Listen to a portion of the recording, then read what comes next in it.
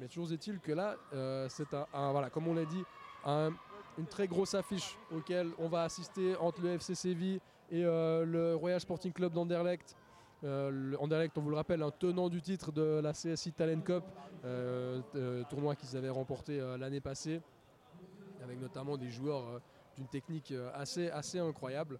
Et voilà, coup d'envoi de ce troisième match de la deuxième phase, avec Anderlecht tout de suite qui se projette vers l'avant avec un long ballon qui avait été tenté par Ryan Akedju, mais c'est bien capté par la défense sévillane qui repart avec son gardien Munoz. On va jouer là-bas avec le numéro 4, Villa Garcia. De nouveau, Villa Garcia qui est brassard de capitaine pour ce match. Villa Garcia qui était aussi le capitaine durant la première phase, si je ne me trompe pas, avec Munoz qui cherche une solution. Oula, il a failli redonner le ballon à Anderlecht.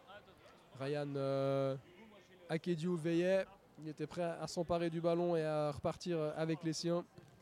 Un coup franc directement tenté, une barre transversale touchée par le FC Séville.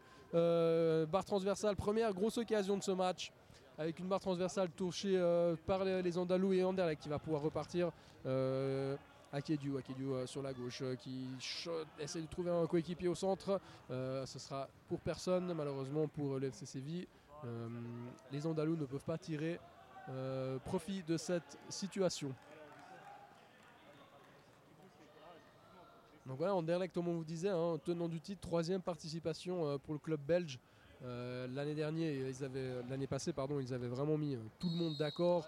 Ils avaient remporté juste tous leurs matchs, que des victoires pour Anderlecht l'année passée, avec une équipe vraiment assez incroyable et un joueur notamment Ryan Bounida. Vous pouvez d'ailleurs retrouver les vidéos de l'année passée qui ont été tournées par notre confrère de Footmag, par Gulem. Une vidéo qui cumule d'ailleurs de nombreuses vues sur YouTube. Vous pouvez voir vraiment le festival qui avait offert ce jour-là l'année passée et qui avait permis aux Belges de remporter ce tournoi. Et c'est un autre Ryan Akedju de son nom de famille, le numéro 2 qui est en possession du ballon. Il joue avec son coéquipier derrière, le numéro 8, Ekwanga, qui tente avec une... Ouh là, ça c'était chaud dans la défense sévillaine. Alors un ballon qui revient sur Akedju, une frappe, et c'est capté. En tout cas, c'est repoussé par Munoz, le dernier rempart des Andalous. Une bonne parade, même si la frappe était un peu centrale, mais il était masqué, le gardien espagnol. Donc Anderlecht qui va pouvoir repartir avec le numéro 21, Demby, sur la gauche qui tente de passer, mais c'est intercepté par Séville qui va pouvoir partir en contre-attaque avec le numéro 9, Nakami qui revient bien et il revient sur le ballon, alors que là le Sévillan s'est fait peut-être un petit peu mal. Ouais, là peut-être l'arbitre ne devrait arrêter le jeu parce que le Sévillan se roule de douleur par terre. Ouais, voilà, enfin l'arbitre a arrêté le jeu. Je crois que le numéro 9 est mal tombé là il a l'air de se tenir les côtes, ou en tout cas le flanc, le numéro 9 de Séville, Manuel Peón Relinque. On espère que c'est pas trop grave, parce qu'on l'a vu vraiment ce tort de douleur, le pauvre. Voilà, ça a l'air quand même d'aller, même s'il se tient encore le flanc, vous le voyez là sur la gauche de votre écran. Donc on vous rappelle la deuxième phase de cette CSI Talent Cup qui a commencé. 4 groupes de 6 équipes qui gardent les points obtenus lors de la première phase. Et dans ces 4 groupes, les 2 premiers disputeront la Champions Cup, le tournoi qui commencera demain dimanche aux alentours de midi et qui attribuera justement la victoire finale de ce tournoi. Et les 3e et 4e classés dans ces groupes, eux, disputeront l'Europa Cup, qui est une sorte d'Europa League de la Talent Cup. Et les 5e et 6e classifiés, eux, disputeront la phase consolante. Allez, on est reparti là avec cette brève interruption suite à la blessure d'un joueur du FC Séville. Et Anderlecht qui va pouvoir repartir avec une passe risquée là dans l'axe, mais le neveu de Jesus Navas d'ailleurs a tenté d'intercepter la balle sans succès. Et c'est Ngwanga qui tente là-bas de jouer pour Anderlecht. Et intercepté de nouveau par Séville avec Navas qui joue très bien là en appui. Il peut jouer avec son défenseur. Un très beau dribble là avec un enchaînement avec une frappe. Malheureusement pour les Andalous, cette frappe était un peu trop centrale. Et Akedju qui peut essayer de repartir, mais il est contré par le capitaine sévillan, Villa Garcia. C'était bien joué là de la part du capitaine des Andalous défensivement. Et un match assez serré hein, encore, là, 0-0 après 4 minutes de jeu. Oula, là, avec un gros choc. Une bonne petite charge là de joueur belge. On a entendu le bruit du choc là, contre la paroi qui se trouvait vraiment juste à 30 cm devant la position. Ça a l'air d'aller pour Navas qui se relève quand même. Ouais, il serre les dents le numéro 10, le talentueux numéro 10. Et Séville qui va pouvoir repartir avec oula, une deuxième barre transversale touchée par le FC Séville à nouveau sur coup franc. Navas qui a pu reprendre le jeu, une frappe contrée du capitaine des Andalous qui va revenir derrière avec son gardien Munoz, essayer peut-être de calmer le jeu, de placer la balle au sol, même si là Munoz fait exactement le contraire de ce que je viens de dire. Et une frappe qui ne donnera rien là du côté des Andalous. C'est les Belges qui vont pouvoir partir avec une mauvaise relance là, du gardien en plein axe avec une frappe et à nouveau une barre transversale. Alors c'est assez incroyable. Hein.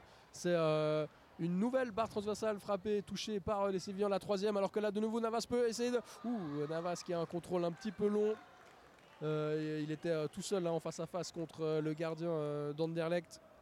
Luca van der Riet qui a pu se saisir du ballon avec beaucoup d'assurance d'ailleurs. Et Anderlecht qui repart sur la gauche avec une passe malheureusement trop longue pour Ryan Akidou qui ne pourra pas s'en saisir. Et on va repartir avec une touche pour le FC Séville. On joue derrière avec Munoz, le gardien, qui cherche une solution. On joue à gauche, comme d'habitude hein, depuis le début du tournoi. Le FC Séville qui fait tourner le ballon de gauche à droite. On est patient, on cherche une solution au sol la plupart du temps. Vous le voyez hein, là avec ces images tournées par regframe.ch. On remercie d'ailleurs Regframe pour tout leur travail hein, durant ce week-end, qui vous offre ces images directes avec cette ouverture du score par Navas justement, comme je vous le disais. Navas qui inscrit un nouveau but pour le FC Séville, ouverture du score 1-0 pour le FC Séville. Et je vous disais un Regframe qui filme durant ce week-end avec 3 caméras, une centrale avec laquelle vous avez cette vision, la deuxième ici qui donne le point de vue en vertical du terrain, et encore une troisième qui peut s'occuper de faire des zooms sur certains joueurs, sur le public, sur les entraîneurs. Donc une qualité vraiment assez professionnelle pour ce tournoi. Donc voilà, on espère que vous pourrez en profiter tout au long du week-end. Et Séville qui repart avec le numéro 2, une tentative ou une frappe qui passe à quelques centimètres à côté du but d'Anderlecht. Et que dit l'arbitre? L'arbitre dit que le ballon roulait a priori, donc on va repartir avec le gardien d'Anderlecht, Luca van der Riet. Les Belges menés au score 1-0 alors qu'on vient de dépasser la moitié de ce match. Le match qui oppose les favoris de ce groupe V entre Anderlecht et Séville, donc un groupe V qui contient aussi, je vous le rappelle, Benfica, Nice, Lyon et une dernière équipe non déterminée pour le moment. Mais ça va arriver hein, petit à petit effectivement.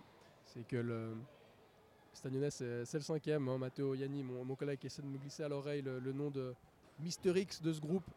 Et effectivement, entre le dernier match de la première phase qui s'est terminé sur les coups de 13h et le premier de cette deuxième phase à 13h15, le laps de temps était vraiment minime. Donc pour l'instant, on a pu tirer les premiers matchs, mais il faut encore déterminer la suite de l'arborescence de cette deuxième phase. Et Anderlecht qui essaie de repartir avec Ryan Akilou. Voilà, quelle passe derrière la défense, magnifique, élimine 2 joueurs pour le numéro 7 qui peut tenter sur son pied gauche. Et un bon retour du capitaine de Séville, très bon retour de Villa Garcia qui permet aux siens de conserver le 1-0. Et un autogol.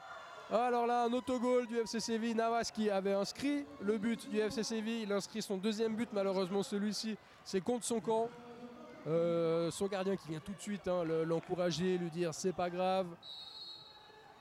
Évidemment, il ne pouvait pas faire grand-chose hein. Là-dessus. La balle lui est arrivée dessus. Malheureusement pour lui, là, il y a de la peine à s'en remettre. Hein. Navas, là, même si là, il va essayer de se battre pour récupérer le ballon. C'est récupéré par Anderlecht avec une frappe du numéro 7 de Bonte, mais c'était directement dans les bras de Munoz. Avec de nouveau Séville qui repart. Le numéro 2 là-bas, Pulido. Et c'est récupéré par Anderlecht qui essaie de repartir en contre-attaque avec le numéro 7 des Bonte. Le grand là, numéro 7, avec une tentative de débordement. Oula, alors qu'il y a un choc là-bas, le numéro 7 reste au sol. Et l'arbitre qui va justement arrêter le jeu. Est-ce que le chrono va être aussi arrêté? Pour l'instant, ce n'est pas le cas. Le joueur d'Anderlecht là qui est relevé par l'arbitre, il a tapé sur les parois de cette salle A du centre sportif du bout du monde où se déroule durant tout ce week-end cette 7e CSI Talent Cup. Une Talent Cup dont le trophée est détenu par une des deux équipes que vous voyez en ce moment, les Belges d'Anderlecht, qui viennent de revenir au score un partout entre Anderlecht justement et le FC Séville. Le FC Séville qui peut essayer de reprendre l'avantage avec le numéro 4, le capitaine. Ouais, c'est le 2-1. 2-1 pour le FC Séville après une grosse frappe là de son capitaine Villa Garcia. C'est le numéro 3, Pina Serrada si je ne me trompe pas, qui a pu repousser le ballon dans les goals et redonner l'avantage aux siens alors qu'il reste 3 minutes à jouer. 2-1 pour le FC Séville. Le FC Séville qui va pouvoir temporiser maintenant et mettre le pied sur le ballon comme ils savent très bien le faire les Andalous. Ouais, avec une magnifique passe là qui transmet la défense. Et deuxième but pour Jesus Navas. Je continue avec Jesus Navas, mais c'est bien son neveu, c'est pas Jesus Navas, c'est Alejandro Navas Cruzado. Il est auteur de 3 buts durant ce match, 2 buts pour son équipe et 1 contre son camp. Ce qui lui permet d'inscrire 75% des buts inscrits dans ce match. 3-1 pour le FC Séville alors qu'il reste un peu moins de 2 minutes 30 à jouer. Est-ce qu'on s'achemine vers une première défaite pour Anderlecht depuis 2 ans, parce qu'on vous rappelle que l'année passée Anderlecht avait remporté tous ses matchs. Anderlecht a remporté tous ses matchs également cette année pour l'instant de la première phase. Donc si le score en venait à rester là, ce serait une défaite historique inédite pour le club situé dans la banlieue de Bruxelles. Mais c'est pas fini encore, il reste 2 minutes à jouer avec le numéro 14, Lupin qui tente du gauche, une frappe bien contrôlée par Munoz qui laisse la balle couler le long des filets. Et il va prendre tout son temps Munoz pour réengager. Anderlecht, comme je vous disais, c'est le palmarès le plus riche de Belgique. 34 championnats de Belgique remportés par Anderlecht, qui sont d'ailleurs tenants du titre cette année en Belgique de la Jupiler League. Anderlecht loin devant les autres clubs belges, notamment le Standard, les grands rivaux de ce club. Alors que les deux clubs n'évoluent même pas dans la même ville. Le Standard, c'est le Standard de Liège et Anderlecht est situé dans la banlieue de Bruxelles. Mais une rivalité assez forte entre les deux équipes. Voilà, je peux vous confirmer que ce groupe V contient aussi donc Benfica, Nice, Servette et le Stade Lyonnais. C'est Servette qui vient s'ajouter à eux, donc il y aura aussi des beaux matchs en perspective, parce que Servette a effectué aussi une très bonne première phase de groupe. Donc on sera curieux de voir la formation phare de notre canton, les Grenats affronter les meilleures équipes européennes, notamment le FC Séville et Anderlecht. On risque d'assister justement à des matchs assez intéressants durant toute cet après-midi. On vous le rappelle, cette phase-là permettra, sombrero magnifique là, réussi par le numéro 14 d'Anderlecht, Loupant. Et une faute sifflée pour Anderlecht, car on vous le rappelle, les tacles sont proscrits, sont interdits, les tacles, quels qu'ils soient. Donc là, deux équipes, les deux joueurs qui s'échauffent. Alors, Bekiou qui... Alors que va dire l'arbitre? Non, l'arbitre n'avait pas sifflé. Ouais, c'est dommage parce que Akédiou là avait été mal. Il avait positionné la balle et frappé alors que tout le monde était en train de parloter. Et Akédiou qui va pouvoir avoir une deuxième tentative. Alors là, les joueurs s'échauffent. Ça se pousse à droite, à gauche. Et Akédiou qui tire directement dans le mur. Séville va pouvoir repartir là-bas du côté gauche. Et justement, on revient derrière. On conserve le ballon. Ça, c'est bien joué du côté de Séville. Séville qui remporte ce match 3-1. Première défaite donc d'Anderlecht, du club d'Anderlecht depuis 2 ans ici au